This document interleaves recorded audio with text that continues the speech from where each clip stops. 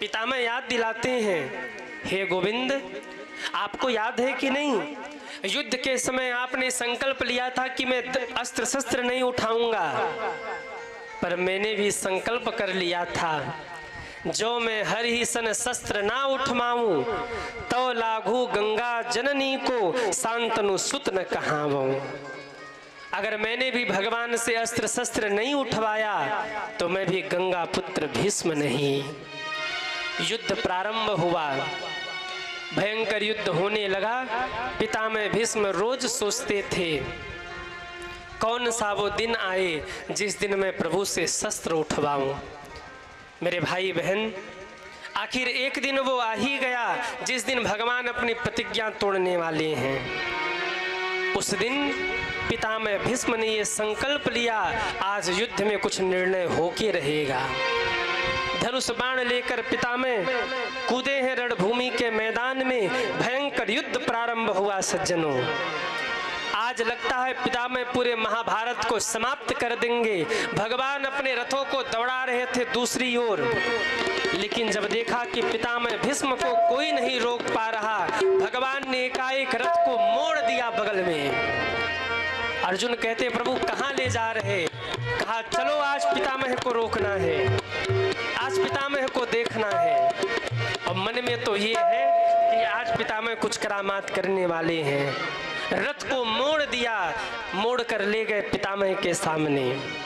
अब तो अर्जुन और पितामह आमने सामने थे, पर पितामह की दृष्टि छलिया कृष्ण के ऊपर थी और मन ही मन सोच रहे थे, ठाकुर जी आज आपका प्रण तोड़वा के रहूंगा, आज नहीं छोड़ने वाला। आज आ गए आप मेरे सामने, धनुष पर बाण चढ़ाया। जब तक अर्जुन संभल पाते, इतने में कहा, सावधान अर्जुन, देख भगवान की ओर रहे हैं, बाण अर्जुन के ऊपर छोड़ रहे हैं। पितामह जैसे महारथी जब अपने पे आ जाएं, तो अर्जुन क्या, सब अर्जुन मिलके भी पितामह का कुछ बिगाड़ नहीं सकते। बाणों की वर्षा प्रारंभ की, अर्जुन के गांडीव की डोरी कट गई। जब तक डोरी को संभाल पाते, इतने में पितामह ने अपने बाणों से अर्जुन के रथ को भर दिया सज्जनों।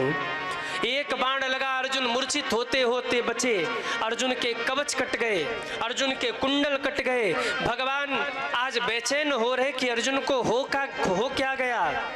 पीछे मुड़कर देखते, अरे अर्जुन, लगता है गीता उपदेश के बाद भी तेरे भीतर से मोह भंग नहीं हुआ। आज तुम पितामह का सामना क्यों नहीं कर रहे हो? उठाओ बाण। पर अर्जुन आज अधमूर्छित हो गए, संभल नहीं पा रहे। इतने में पितामह भीष्म ने धनुष के ऊपर ब्रह्मास्त्र का अनुसंधान किया है। आहा, भगवान ने सोचा अगर ये ब्रह्मास्त्र चल गया तो आज धर्म हार जाएगा, अधर्म विजयी हो जाएगा। भगवान सोचने लगे क्या करूं। इतने में भगवान रथ से कूद पड़े हैं। आसपास देखने लगे क्या लेकर दौड़ूं, कुछ और तो मिला नहीं। एक रथ का पहिया था, भगवान ने वो रथ का पहिया उठा करके घुमा दिया। उसी रथ के पहिए में सुदर्शन का आवेश आ गया।